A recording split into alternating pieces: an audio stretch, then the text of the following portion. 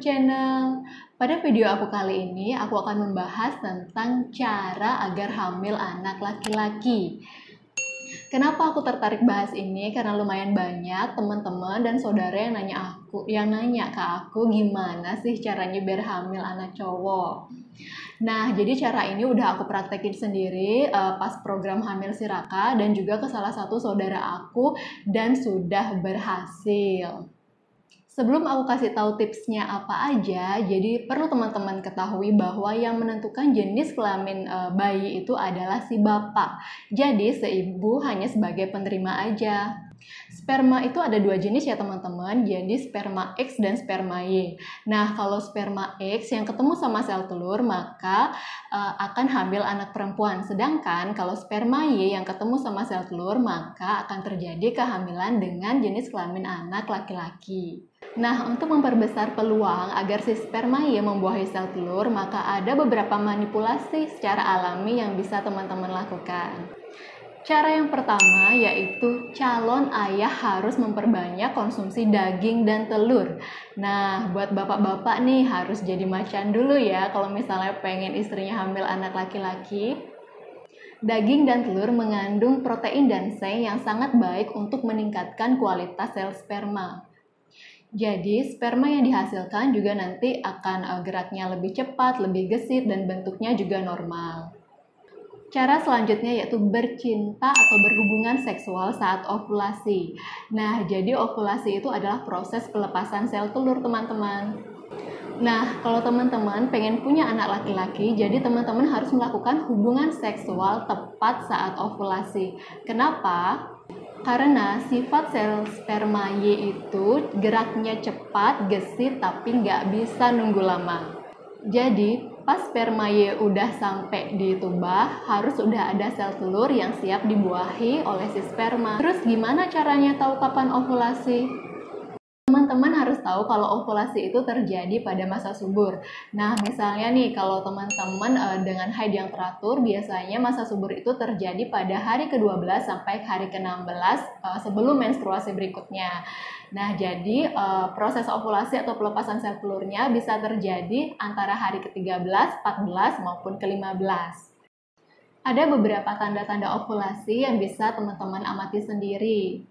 Saat terjadi ovulasi, maka lendir serviks yang dihasilkan dan dikeluarkan melalui vagina akan bersifat lebih jernih, lebih bening, tidak mudah putus bila diregangkan, dan sifatnya seperti putih telur. Kalian juga bisa secara rutin untuk melakukan pemeriksaan suhu tubuh setelah bangun tidur pagi. Pada saat ovulasi, teman-teman akan mengalami kenaikan suhu tubuh basal sekitar 0,5 derajat dibandingkan dengan hari-hari biasanya. Misalnya nih, kalau hari-hari biasa, kalau pas lagi nggak ovulasi, teman-teman pada saat bangun tidur pagi itu suhunya sekitar 36,3 derajat Celcius. Nah, pada saat ovulasi, maka akan terjadi kenaikan suhu sekitar 0,5 derajat. Jadi nanti mungkin suhunya akan sekitar 36,8 derajat Celcius pada saat teman-teman mengalami ovulasi. Pada beberapa wanita juga akan mengalami bercak kemerahan atau spotting pada saat terjadi ovulasi. Nah, biasanya ini terjadi 2 minggu sebelum haid berikutnya. Tapi biasanya spotting atau bercak kemerahan ini nggak berlangsung lama teman-teman, biasanya cuma sehari aja. Selain melakukan hubungan seksual saat ovulasi, ternyata posisi pada saat melakukan hubungan seksual juga sangat menentukan nih teman-teman. Posisi menentukan prestasi. Kalau kalian pengen anak laki-laki, kalian harus memilih posisi hubungan seksual yang memungkinkan untuk terjadinya penetrasi yang dalam, misalnya doggy style atau posisi wanita di atas. Jadi, pas saat terjadi ejakulasi, sperma yang dikeluarkan langsung bisa terpapar ke mulut rahim, jadi nggak kena vagina yang sifatnya asam. Sifat sperma Y itu nggak tahan asam teman-teman. Jadi kalau misalnya sperma Y terpapar dengan suasana vagina yang asam, maka kemungkinan untuk sel sperma Y mengalami kerusakan atau mati itu lebih besar. Ada cara untuk mengurangi tingkat keasaman suasana vagina nih teman-teman, yaitu dengan cara orgasme.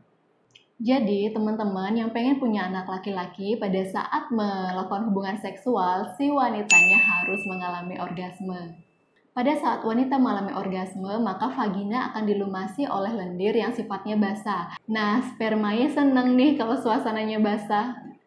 Ada beberapa cara yang bisa teman-teman lakuin untuk meningkatkan atau memperbesar kalian mengalami orgasme saat melakukan hubungan seksual. Misalnya, ciptakan suasana yang nyaman dan romantis, lakukan foreplay lebih lama, dan komunikasikan ke pasangan kalian di mana letak titik-titik sensitif kalian. Tips yang terakhir yang bisa aku bagikan ke teman-teman yang pengen punya anak laki-laki adalah gunakan kalender Cina.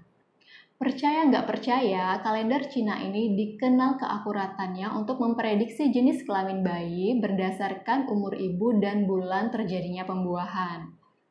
Nah, tapi ada hal yang harus teman-teman perhatikan sebelum menggunakan kalender Cina, yaitu umur teman-teman harus ditambah 1 tahun.